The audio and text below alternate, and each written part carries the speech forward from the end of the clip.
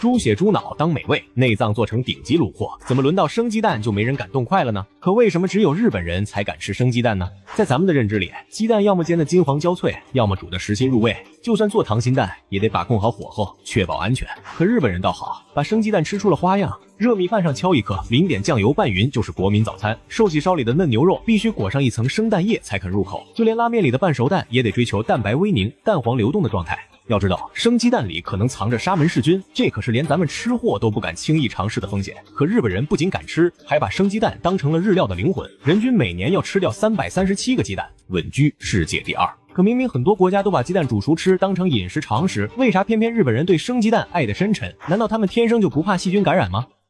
其實早在江戶時代，雞蛋就已經走進了日本人的生活，但那時候的雞蛋可不是普通食材，而是珍貴的藥材。那時候的日本生活條件有限，蛋白質來源匱乏，而雞蛋營養豐富，被認為有滋補身體的功效，只有條件好的家庭才能偶爾享用。江戶時代後期的料理書《素人庖丁》裡就記載了類似雞蛋飯的菜譜，不過那時候大多是把打散的雞蛋澆在米飯上蒸熟吃，但也有史料顯示，當時已經有貴族開始嘗試生雞蛋蓋飯，把新鮮的生雞蛋和熱米飯拌勻，再淋上少許醬油，這種簡單又鮮美的吃法慢慢成了上層社會的小眾美味。不過真正讓生雞蛋走進尋常百姓家的是大正時代，這時候日本的養雞業正式起步，雞蛋的產量開始慢慢增加，價格也變得親民起來。到了昭和時代，日本從國外引進了先進的養雞技術，規模化養殖讓雞蛋產量直接上升，生雞蛋拌飯這種吃法也隨之普及。不過話說回来，產量增加只是基礎，真正讓日本人敢放心吃生雞蛋的，還是解決了安全这個核心問題。畢竟在幾十年前，日本也頻繁發生因為吃生雞蛋感染沙門氏菌的衛生問題，那時候的日本人吃生雞蛋也得靠賭運氣。而現在之所以能放心大膽的吃，關鍵就在於他們建立起了一套嚴格到極致的可生食雞蛋行業體系。首先，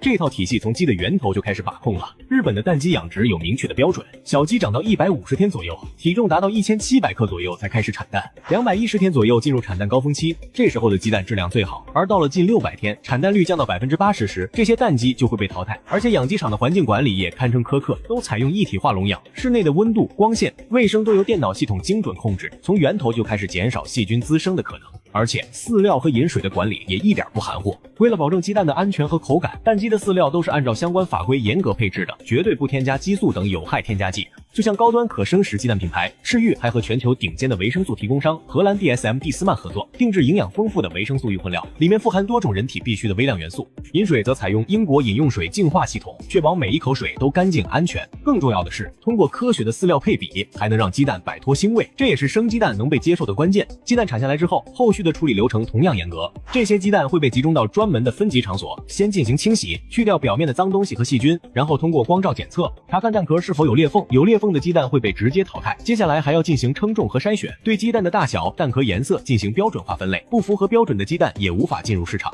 而且日本的可生食雞蛋都有明確的賞味期限，大多在2周以內，包裝上會清晰地標注生產日期和最佳食用日期，只有在這個時間區間內的雞蛋才建議生吃，如果超過了賞味期限，就必須煮熟後才能食用。當然，光有安全還不夠。對於日本人來說，生雞蛋最迷人的地方就是那種滑嫩細膩的口感。熱米飯的溫度能微微燙熟一點蛋清，讓蛋液變得粘稠，包裹着每一粒米飯，再加上醬油的鮮香。而在壽喜燒裡，生雞蛋更是靈魂蘸料。剛煎好的嫩牛肉溫度很高，直接吃容易燙嘴，裹上一層生蛋液後，不僅能快速降溫，還能讓牛肉的口感變得更加滑嫩。不過，就算日本的可生食雞蛋體系已經很完善，也依然有人对生吃雞蛋持保留態度。有日本專家就提醒，想要充分攝取雞蛋的營養，煮雞蛋是最理想的選擇，半熟或生雞蛋可能會導致白髮、禿頭等問題。而且雖然可生食雞蛋的安全性很高，但也不是絕對沒有風險，一旦生產或運輸環節出現疏漏，還是有可能被污染。現在，日本的可生食雞蛋不僅在本土受歡迎，還出口到了其他國家，成了高端蛋品的代表。不過，這些進口或國產的可生食雞蛋價格並不便宜，普通的一盒4個或6個裝約150日元，折合人民幣7.8元左右，